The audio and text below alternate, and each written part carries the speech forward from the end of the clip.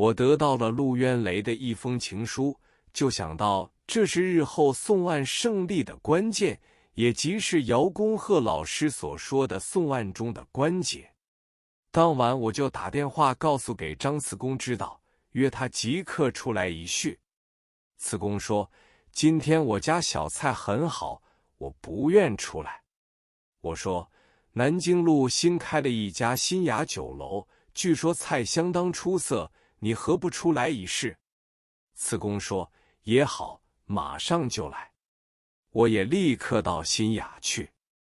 从前上海的菜馆，无论本地菜馆、川菜馆、徽馆，茶都是免费供应的，只有粤菜馆，每人要收茶资大洋5分或1角，大家就认为奢侈。次公一到就说，一样吃饭，何必到这种豪华的地方来？我说，既来之则安之。我就先点了3碟菜，一碟是蚝油牛肉，代价2角半；一碟是古老肉，代价3角；一碟咖喱鸡，代价4角。次公高兴得很，他一定还要尝试一下广东的青梅酒，代价是大洋3角。次公一杯在手，便问我，渊雷和你的事，你到底作何打算？现在等着看好戏的人很多，我也很关心。我于是就掏出渊雷给沈本演的情书给他看，他一面看一面笑，看完拍案叫绝地说，你怎样会得到这封信？如此看来，你的官司是赢定了。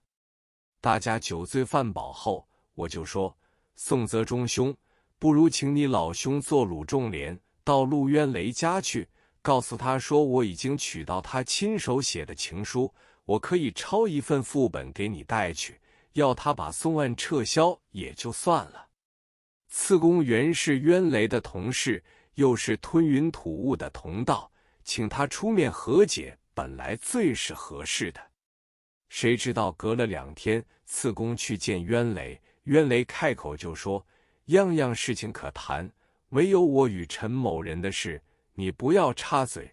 这件事情法官方面讲定1000元，律师虽然讲定树上开花，至少也要2000，我要搬家和结婚，非2000元不可，何况陈存人今已当面答应过付600元的，所以如果要来讲情的话，叫他照付可也，此外无话可说。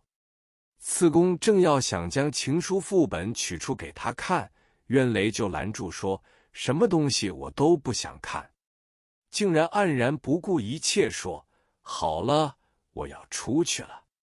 说着就拉上了门拂袖而去。一堂了案，化险为夷陆渊雷临走时匆匆拉门，把张次公逐出门外，分别时不出一声。次公心里大不高兴，认为彼此都是读书人，又是同道，对钱财不能看得这般重，即是真穷，也不应该一心一意地想钱，这种行为简直庸俗极了。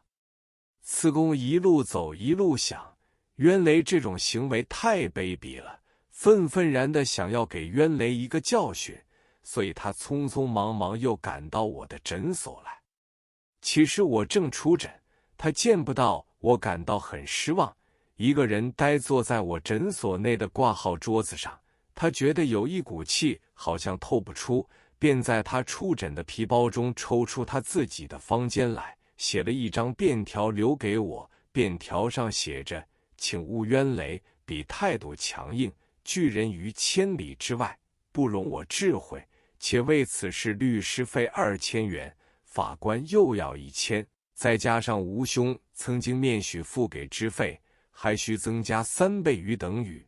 第一，渊雷以财迷心窍，无理可喻，吴兄大可放胆与之周旋。法官要钱的话，地院上堂作证，如此吴兄人证物证齐全，必可胜诉也。次公留下了这条子便走。我回到诊所，见到这张条子，几经考虑，认为沈本演的信和次公的便条却是物证，如果他还愿上堂作证，这是人证，当晚我拿了这2件物证去拜访姚公鹤老师，姚老师说，你这2件东西是送案取胜的关键，因为法官要钱的话，多数是原告人放的空气，或是律师虚构之言。你有了这种证据，法官看了必然大怒，即使要钱也不敢拿的。你尽管到堂，连辩护律师都不需要请的。他又问我，你上堂有没有胆子清清楚楚的一本直说？我说，老师放心，我做得到的。开庭之日，传票上是规定我下午1时到庭，我准时而至。袁雷坐在我身旁，他还做得意的微笑，好像稳操胜券的模样。一会儿宣布开庭，法官就坐，大家起立，气氛很庄严。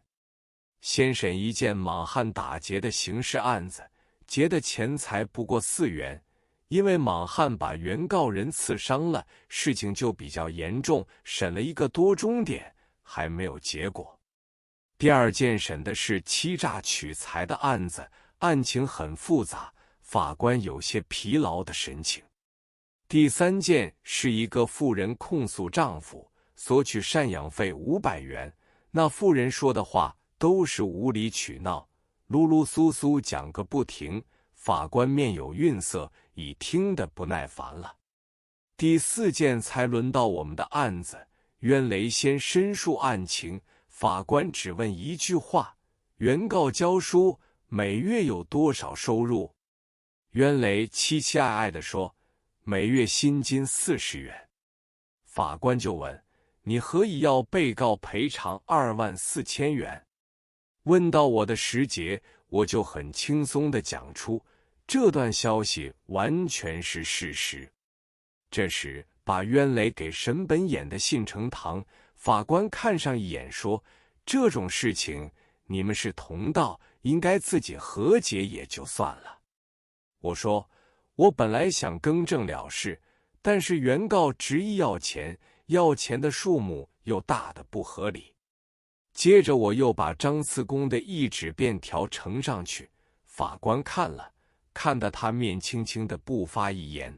等了一会，法官就宣布陈存仁无罪，堂费由原告负担。